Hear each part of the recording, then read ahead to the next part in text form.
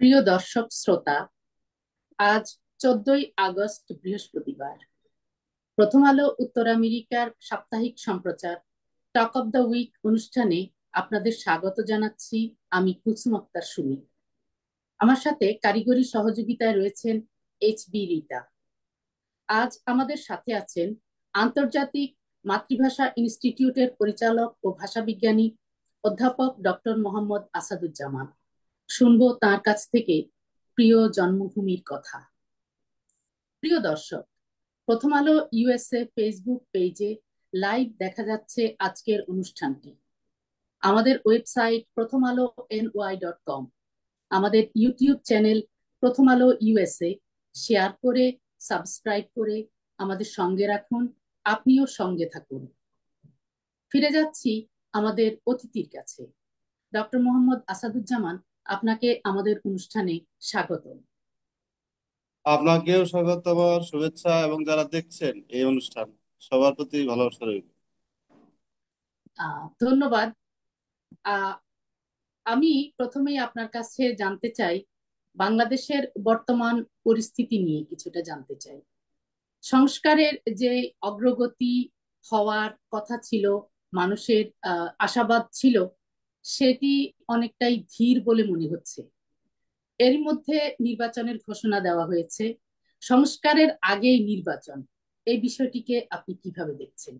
আপনার মতামত জানতে চাই। যথার্থই বলেছেন, সংস্কারের যে ধীরগতি সেটা আমরা লক্ষ্য করেছি।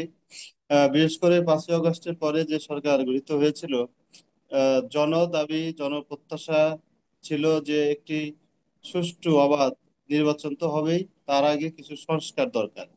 কারণ গত 16 বছরে ফ্যাসিস্ট সরকার যেভাবে প্রত্যেকটা কাঠামোগত যে পরিবর্তন এবং ধ্বংস করে দিয়েছিল, সেখান থেকে আমাদের আসলে উত্তরণ দরকার।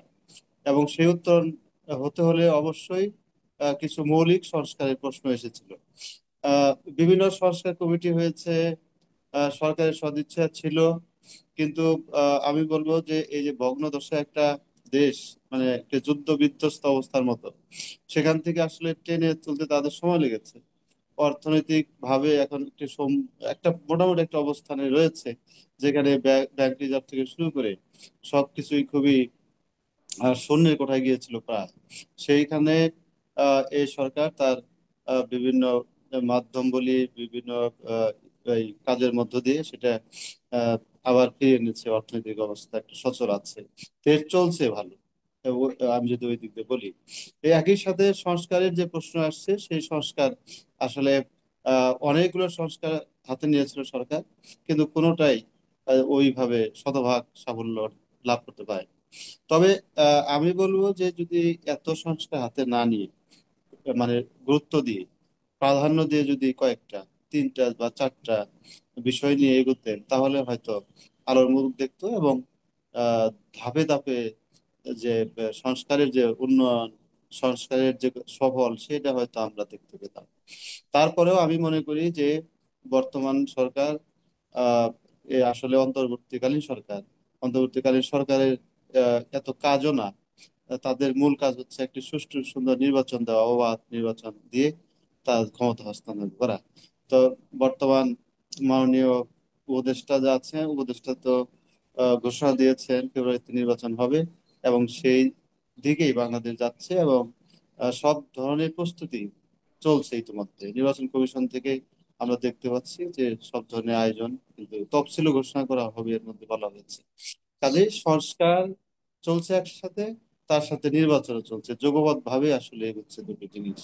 দেখা যাক, এখনো যে কয়েক মাস আছে, এই কয়েক মাসের মধ্যে আমরা মনে করি যে শস্যগুলো বাকি আছে, সেই শস্যগুলো সম্পূর্ণ হবে, এটা আমাদের প্রত্যাশা। অসংখ্য ধন্যবাদ, অসংখ্য ধন্যবাদ আপনাকে। যে আমাদের আমাদের প্রশ্নটাও সেটাই ছিল যে আসলে সংস্কার ছাড়া নির্বাচন করলে কি পরিস্থিতি দাঁড়াবে, বা আসলে কি হতে যাচ্ছে দেশে। যাই হোক, আমি আহ আহ, এখানে এখানে আর একটু জি। বলে নেই, সেটি হলো যে সংস্কার আহ, ছাড়া নির্বাচন কিছু দল কিন্তু চায় না। কিছু দল, যেমন এনসিপি, যাদের ভূমিকা ছিল জি আসলে স্যার, সেগুলো এই ফ্যাসিস্ট সরকারের আমরা বিরুদ্ধে, তারা কাজ কাজ করেছে। তারা বলেছেন যে এই সংস্কার ছাড়া তারা নির্বাচনে অংশগ্রহণ করবে না, এরকম একটা পরিস্থিতি বা ঘোষণা তারা কিন্তু দিয়েছে। একই সাথে মনে রাখতে হবে বাংলাদেশে বর্তমানে বিএনপি যেহেতু বড় দল, তারা কিন্তু নির্বাচনের জন্য মরিয়া হয়ে উঠেছে। যে এই 16 বছরে নির্বাচন হয়নি, আহ ভোটবিহীন নির্বাচন, সরকার জোর করে ক্ষমতায় থেকেছে, এই প্রজন্ম অনেকেই ভোট দিতে ভোট পারেনি। প্রদান করতে পারেনি। এই যে একটা দাবি তাদের, সেই দাবির মুখেও কিন্তু সরকার আসলে এক ধরনের বাধ্যই হয়েছে নির্বাচন তারিখ ঘোষণা করতে। সেটাও সামনে আনা দরকার আমার মনে হয়। ধন্যবাদ স্যার, ধন্যবাদ। আহ আমি আরেকটু জানতে চাচ্ছি যে অন্তর্বর্তীকালীন সরকার যে মানে বিগত 1 বছরে বেশ কিছু কাজ করেছেন বা পদক্ষেপ নিয়েছেন, আপনিও যেটা বললেন, তার মধ্যে দুর্নীতির বিরুদ্ধে কঠোর পদক্ষেপ নেওয়া বা এই ধরনের কিছু কিছু কাজ ওনারা করতে চেষ্টা করেছেন বা করেছেন। তা সত্ত্বেও বর্তমান সরকার, ডক্টর ইউনূসের নেতৃত্বাধীন বর্তমান সরকারের বিরুদ্ধে আইন শৃঙ্খলা পরিস্থিতি নিয়ে জনমনে বেশ উদ্বেগ উৎকণ্ঠা দেখা যায়। খুন, ধর্ষণ, চাঁদাবাজি বা বিভিন্ন ধরনের চুরি, এগুলো আহ এই অপরাধগুলোর আসলে লাগাম ঠিক টানা যাচ্ছে না। এগুলো আগের মতোই বা কোনো কোনো ক্ষেত্রে তার থেকেও বেশি কমের হিসেব নয়, কিন্তু মানুষের মনের থেকে আতঙ্ক বা যে হতাশাটা তৈরি হয়েছে, সেটা কিন্তু কিছুতেই পরিস্থিতিটাকে আসলে সামাল দেওয়া যাচ্ছে না। এই ব্যাপারটাকে আপনি কিভাবে দেখছেন আপনার না, বিবেচনায়? এটি এটি একটি আহ, বলবো যে খুবই নাজুক অবস্থা ছিল। আহ, 5ই অগাস্টের পরে 3 দিন সরকারই ছিল না দেশে, তখনও কিন্তু দেশ চলছে। কিন্তু মনে রাখতে হবে তখন একটি অন্য একটা প্রেক্ষাপট ছিল, ভিন্ন একটা পরিস্থিতি ছিল। তারপরে আমরা দেখেছি যে পুলিশের যে অনীহা কাজের প্রতি, তাদের মধ্যেও যে একটা ভয় বা ভীতি। তারপর বিডিআর বিদ্রোহ, মানে বিডিআর তারা আবার নতুন করে বিদ্রোহ করেছিল, সেটা আমরা দেখেছি। সবকিছু মিলে আইন শৃঙ্খলা বাহিনীর আহ, যে কার্যক্রম, সেটা কিন্তু সঠিকভাবে আমরা দেখতে পাইনি। এর প্রধান কারণ হলো গত 16 বছরে যে নিয়োগগুলো হয়েছে, সেটি তো ওই সরকারের আশীর্বাদ পুষ্ট। এই অন্তর্বর্তীকালীন সরকারকে তারা কিন্তু সহযোগিতা করতে চায়নি। পুলিশ বাহিনী যে ঢেলে সাজানোটা, সেইটি কিন্তু এই সরকার পারেনি। কারণ এই সর্বস্তরের মধ্যে আসলে সম্ভব না, কারণ বিভিন্ন স্তরে স্তরে এই পুলিশ বাহিনী বলি বা অন্য যে বাহিনী আছে, আইন শৃঙ্খলা আহ, রক্ষাকারী বাহিনী যারা, তাদের মধ্যেও কিন্তু একটা দ্বিধান দ্বন্দ্ব, তাদের মধ্যে একটি মানে ফ্যাসিস্ট মনোভাব, সেটি কিন্তু তাদের মধ্যে আছে।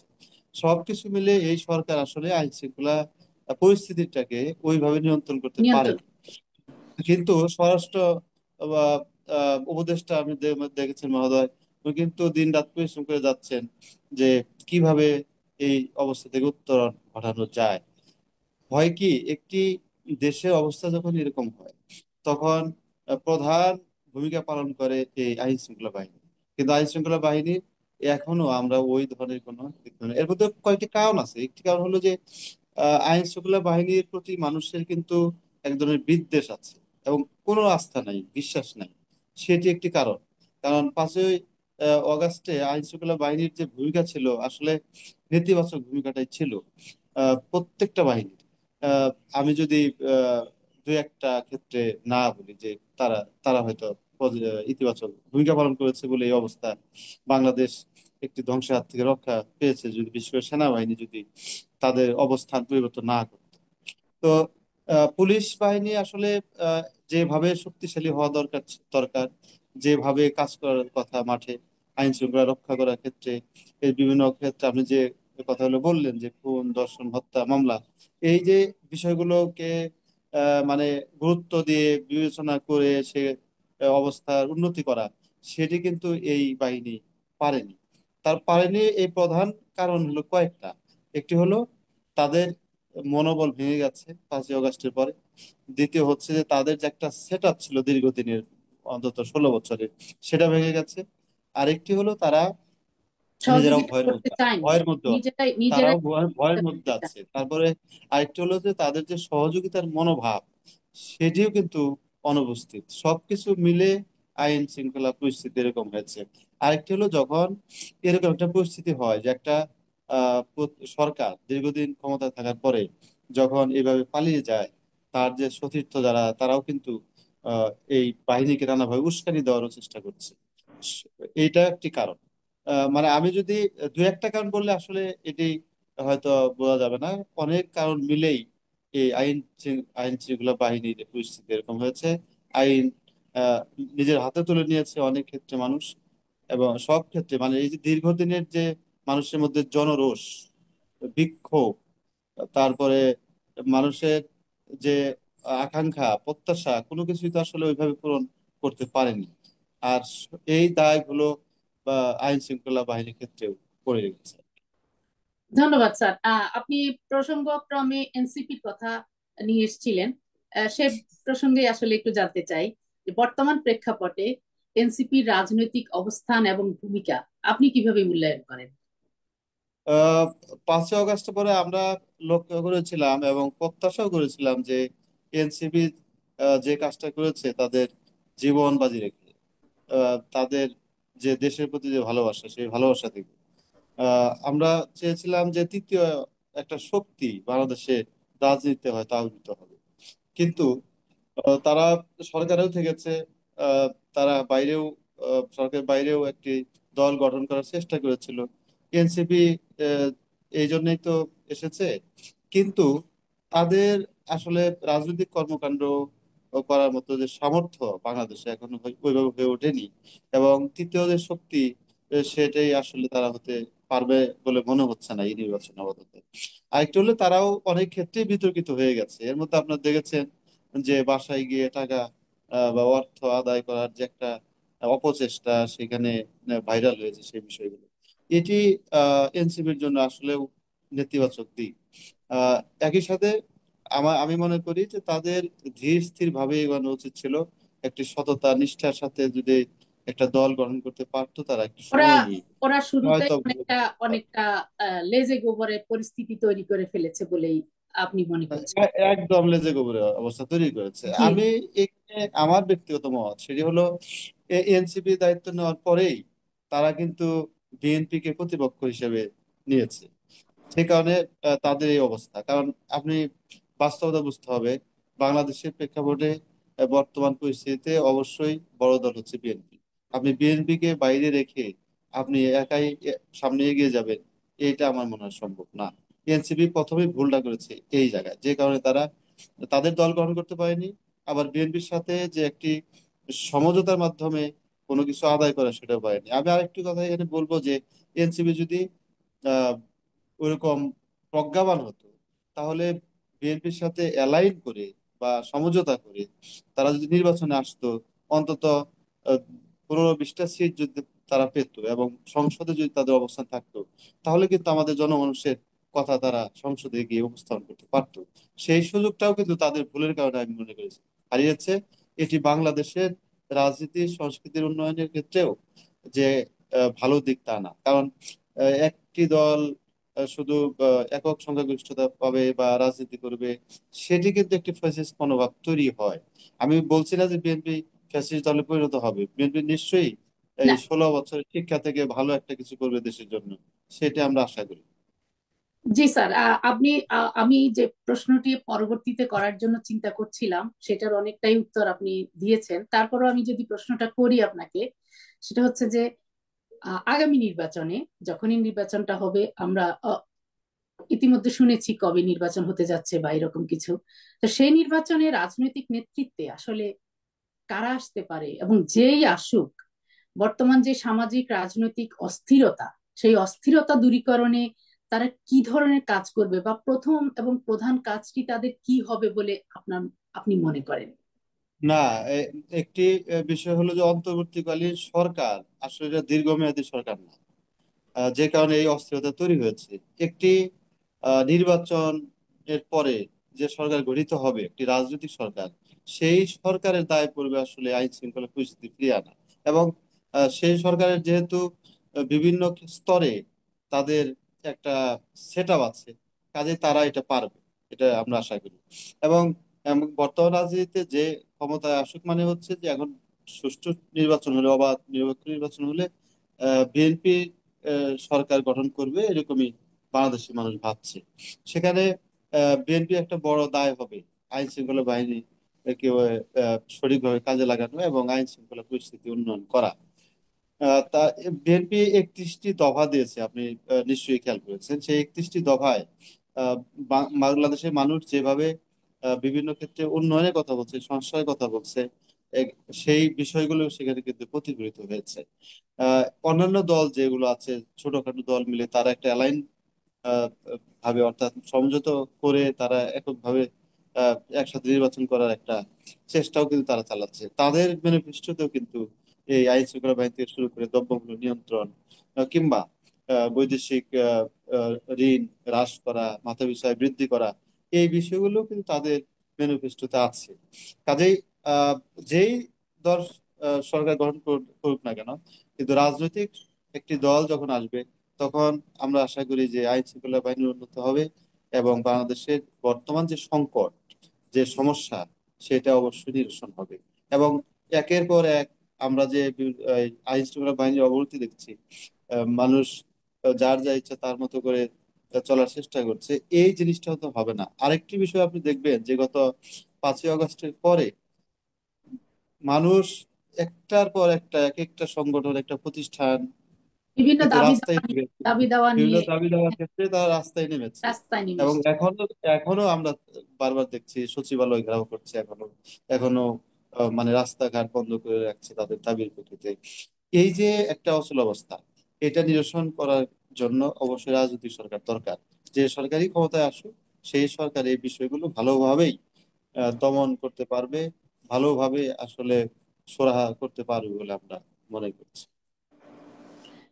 স্যার, আরেকটি বিষয় একটু জানতে চাই, সেটা হচ্ছে যে এই বর্তমান সময়ে আপনি যেটা বললেন যে অনেক সংগঠন বারবার সচিবালয় ঘেরাও করছে, বিভিন্ন দাবি দাওয়া নিয়ে সামনে আসছে। সেক্ষেত্রে মব জাস্টিস আমরা বিভিন্ন জায়গায় দেখতে পাচ্ছি, মব জাস্টিস বা এই যে সহিংসতাগুলো তৈরি হচ্ছে, এই ব্যাপারটাকে আপনি কিভাবে দেখছেন? এই সহিংসতাটা তো আহ অনেক বেশি কি বলে সংগঠিত আকারে হয়ে যাচ্ছে বা হচ্ছে বলেই আমাদের মনে হচ্ছে এখন। এটাকে না, আপনি কিভাবে? এখানে এখানে কয়েকটা বিষয় আছে। একটা হলো এই প্রধান উপদেষ্টা কার্যালয় বা বাসা বাড়ি অভিমুখে যাত্রা, তারপরে সচিবালয় মুখী যাত্রা, অথবা কোনো দাবি আদায় করবার জন্য রাস্তায় অবস্থান, এইগুলোর মধ্যে সবচেয়ে আসলে নেতিবাচক তা নয়। গত 16 বছরে কিন্তু অনেক গোষ্ঠী অথবা বিভিন্ন প্রতিষ্ঠান অথবা কোনো ব্যক্তি, তারা কিন্তু নানাভাবে এই যে বৈষম্যের শিকার হয়েছে, সেটা একটা প্রতিফলন আছে। এটার সংখ্যা খুবই কম। আর দ্বিতীয়ত হচ্ছে যে মব জাস্টিসের মাধ্যমে এই অন্তর্বর্তী সরকারকে চ্যালেঞ্জ করা, অথবা ওই যে 16 বছর যারা রাজনীতি করেছে ফেসিবাদী মনোভাব নিয়ে, তাদের যে সহচর আছে, তারা ওই দোসররা আবার একত্রিত হওয়ার যে অপপ্রচেষ্টা, সেটাও আছে। এবং বিভিন্ন ধরনের এই মব জাস্টিস বা একটা আহ, এই তৈরি করে, একটা বিশৃঙ্খলা তৈরি করে তাদের যে আশা আকাঙ্ক্ষার প্রতিফলন সেটা ঘটানো। কারণ আহ, যাই বলি না কেন, একটি পালা বদল হয়েছে, সরকার পালিয়ে গেছে, আগের সরকার, কিন্তু তার যে দোসর তারা তো সবাই ওই সচিবালয়ে চাকরি করছে, তারা তারা বিভিন্ন প্রতিষ্ঠানে চাকরি করছে, তারা তো আসলে যায়নি, কিন্তু তারা ওই ভেতর থেকে তাদের যে উস্কানি বা সংগঠিত হওয়ার যে আবার চেষ্টা, সেটা তো আছে। আপনি দেখেছেন কিছুদিন আগে যে এক আর্মি অফিসার ধরা পড়লো সেখানে, তার স্ত্রী সহ। তার স্ত্রী তো স্বীকারই করেছে তার ট্রেনিং দিচ্ছিল যে কি, মানে এই সরকারের বিরুদ্ধে। এই যে একটা সংগঠিত হওয়ার অপপ্রচেষ্টা, সেটা তো সবসময় আছে।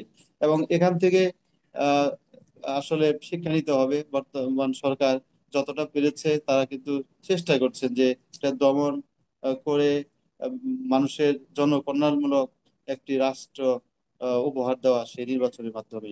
আশা করি আমরা সেই আশায় থাকবো, একটা কিন্তু জনকল্যাণমূলক স্যার, রাষ্ট্র হবে, আমি যেটা এখানে হবে। যে চোর বা ছিনতাইকারী সন্দেহে যে কাউকে পিটিয়ে হত্যা করা হচ্ছে কিংবা চাঁদাবাজির জন্য এই ধরনের যে খুনগুলো করা হচ্ছে, এগুলো তো অন্যায়। আমি ওইটাই বলছি যে এই যে বর্তমান সময়ে এসে মব জাস্টিস বা এই ধরনের ঘটনাগুলো ঘটছে, এগুলো আহ অনেক বেশি আকারে হচ্ছে এবং সেগুলোকে কোনোভাবেই নিয়ন্ত্রণ করা যাচ্ছে না।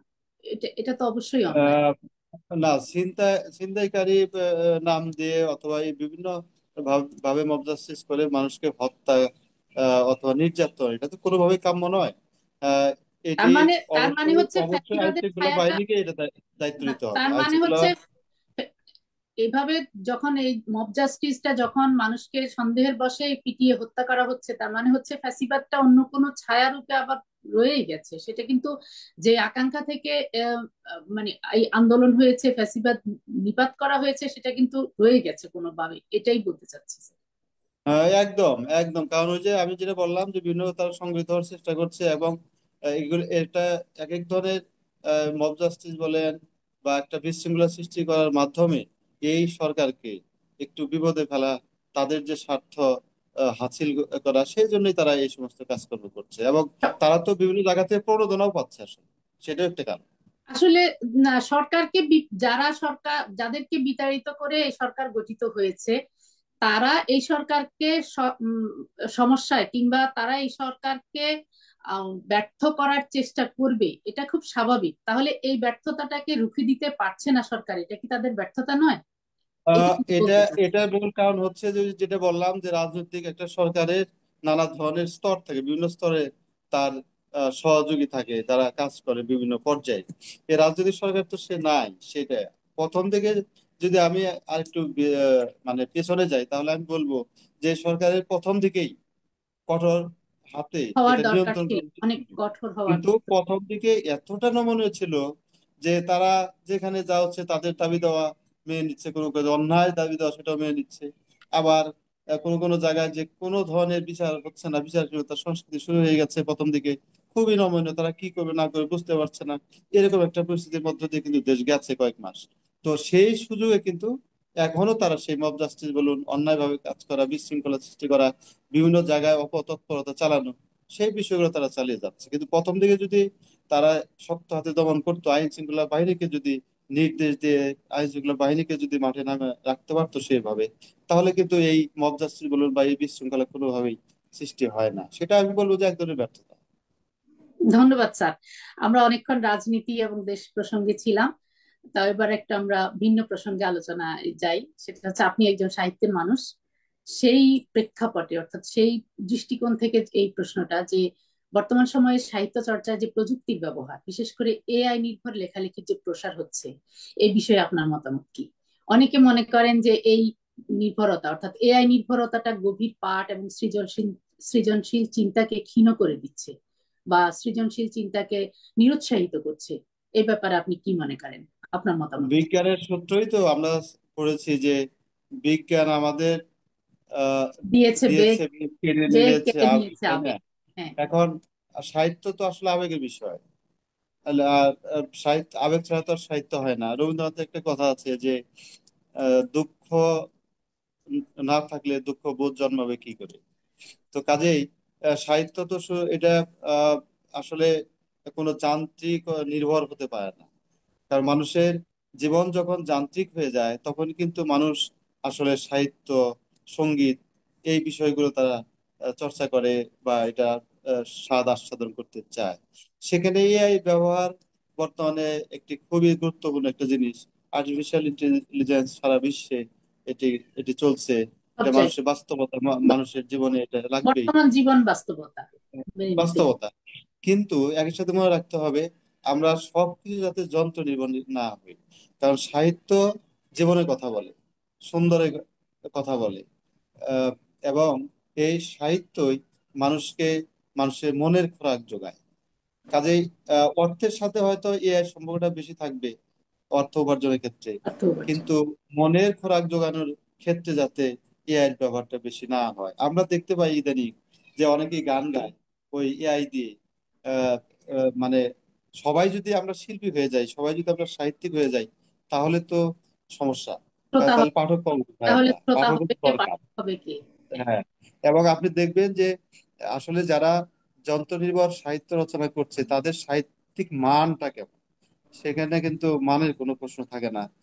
আমরা সামাজিক প্ল্যাটফর্মে যেরকম দেখতে পাই যে সবাই সিঙ্গার, সবাই হয়তো ছবি আঁকছে, কিন্তু মানের যে একটা মোনালিসা দা ভিnciর যে ছবি, সেরকম কি কোনো একটা লেখা মানে ছবি আর্ট করতে পেরেছে? অথবা রবীন্দ্রনাথের যদি চোখের বালি, তারাকে লিখতে পেরেছে? অথবা বিখ্যাত কবিতা বিদ্রোহী কাজী নজরুল ইসলামের, সেটা কি লিখতে পারছে ওই এআই দিয়ে? এটা সম্ভব না। অবশ্যই আপনার সাহিত্য মানুষের, যেটা বলছিলাম যে সাহিত্য তো literature is nothing but the reflection of human character. মানব জীবনের প্রতিচ্ছবি আসলে সাহিত্যে প্রতিফলিত হয়। সেই সাহিত্য চর্চা করতে হলে আপনার প্রচুর বই পড়তে হবে, আপনার প্রচুর জানতে হবে, ভ্রমণ করতে হবে। তাহলে আপনার মনের মধ্যে একটা জগৎ তৈরি হবে, যেখান থেকে সাহিত্য আসলে সৃষ্টি হবে। না হলে ওই যন্ত্র বা যান্ত্রিকতার এই যুগে শুধু যন্ত্র নির্ভর হয়ে আপনি সাহিত্য রচনা করবেন, সেটি প্রকৃত সাহিত্য হবে না। ধন্যবাদ স্যার। সেটাই আসলে এআই অনেক সুন্দরের কথা বলে, কিন্তু এআই কি কখনো মায়ের ডাকে মা বলে ডাকলে সাড়া দিতে পারবে, কিংবা সন্তান হারা মায়ের কষ্টটা অনুভব করতে পারবে? সেটা অবশ্যই পারবে না। এটা অবশ্যই সেইভাবেই এআই ওই অর্থেই যে সৃজনশীল চিন্তাকে অনেক বেশি ক্ষীণ করে দিচ্ছে, এটাই আমরা শেষ আচ্ছা, পর্যন্ত। আরেকটি ব্যাপার এখানে আমি উল্লেখ করব, সেটা হলো যে সাহিত্য যে শুধু ক্ষীণ করে তাই নয়। আহ, ওই যে এআই এর ব্যবহার, এআই আসলে কনটেক্সটটাকে ধরতে পারে না, এটা সম্ভব না। কারণ এআই তো আসলে এমন না ওই যন্ত্রই যে সবকিছু করছে তা তো না। আপনার কোনো মানুষের কোনো ব্রেন থেকে সেটা স্টোর করা হচ্ছে, কিন্তু সেটা তো লিমিটেশন থাকবেই। কারণ আমি যে যে আপনার সঙ্গে কথা বলছি সরাসরি কন্টেক্সচুয়ালি অনেক কথা পরিবর্তন হয়ে যাচ্ছে, কনটেক্সটে আপনার প্রশ্ন পরিবর্তন হচ্ছে, আপনার চিন্তা চেতনা পরিবর্তন হচ্ছে, বা অথবা ওখানে আমি দেখে কোনো জিনিস দেখে তারপর আমার যে মনের মধ্যে পরিবর্তন সেটি হচ্ছে। ওখানে তো একটা সীমিত, ওটা তো একটা নির্দিষ্ট একটা জিনিস দিয়ে দেওয়া, ওই জিনিসের বাইরে সে তো কোনো কাজ করতে পারবে না। কাজেই আহ কখনোই একটা কথা আছে যে আহ প্রকৃতি প্রকৃতির বিকল্প আসলে কিছু হতে পারে না। হয়তো সাময়িক ভাবে কাজ করতে পারে, কিছুটা কাজ করতে পারে, কখনোই প্রকৃতির সমতুল্য কোনো কিছুই হতে পারে না। অবশ্যই এআই এর অক্ষর আছে, কিন্তু অক্ষরে তো কোনো প্রাণের স্পন্দন নাই, সেটাই হচ্ছে কথা। যাই হোক, আপনাকে আমি অনেকক্ষণ থেকে অনেক অনেক প্রশ্ন করলাম, অনেক কথা হলো। তো শেষ প্রশ্ন করতে চাই আপনাকে, তাও সাহিত্য বিষয় নিয়ে এই কথাটা আসছে, বলবো। সেটা হচ্ছে যে সাহিত্যে একজন লেখকের নৈতিক অবস্থানকে আপনি কিভাবে দেখেন? খুবই সুন্দর প্রশ্ন। বঙ্কিমচন্দ্র চট্টোপাধ্যায় বলেছেন যে দুইটা কারণে লিখবে, মানে তরুণ লেখকদের উদ্দেশ্যে বলেছিলেন। একটি হলো যে তুমি যদি সাহিত্য থেকে তোমার মনে আনন্দ পাও তাহলে লিখবে, আর যদি মনে করো তোমার লেখার মাধ্যমে দেশ বা সমাজের কোনো উন্নতি হচ্ছে তাহলে তুমি লিখবে।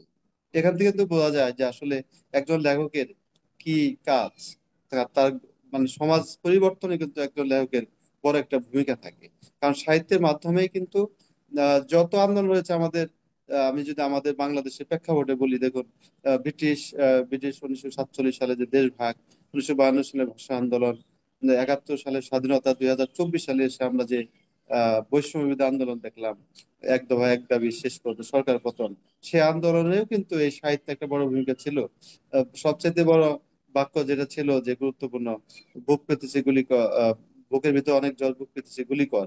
এই যে সাহিত্যের যে আস্বাদন, এই যে সাহিত্যের যে ভূমিকা এবং গুরুত্ব, সেটা কিন্তু আমরা দেখেছি।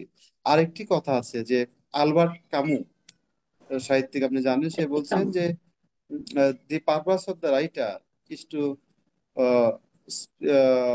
Is to speak the truth. Sorry, এর একটু ই করতে হবে, এখানে মডিফাই করতে হবে আমাদের। আলবার্ট কামু বলছেন যে the purpose of the writer is to keep civilization from its destroying itself. অর্থাৎ সভ্যতাকে ধ্বংসের হাত থেকে রক্ষা করা এই লেখকের দায়িত্ব। লেখকের একটা দায়িত্ব। কত বড় একটা কথা! আমরা সে দেখেছি যুগের পর যুগ, সক্রেটিস তার জীবন দিয়ে প্রমাণ করেছেন তিনি সভ্যতাকে রক্ষা করে গেছেন। আমরা চীনের যে বিখ্যাত কনফুসিয়াস, সে কিন্তু সারা জীবন সেই মানব জাতি বা সত্যকে রক্ষা করবার জন্য আহ, কাজ করে গেছেন সাহিত্যের মাধ্যমে। এরকম সাহিত্যের গুরুত্ব, সাহিত্যিক যারা, তাদের একটা বড় ভূমিকা আছে।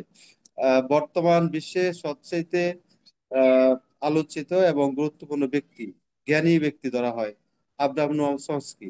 তিনি তো আমেরিকান, ইয়েস। প্রায় 100 বছর বয়স তার।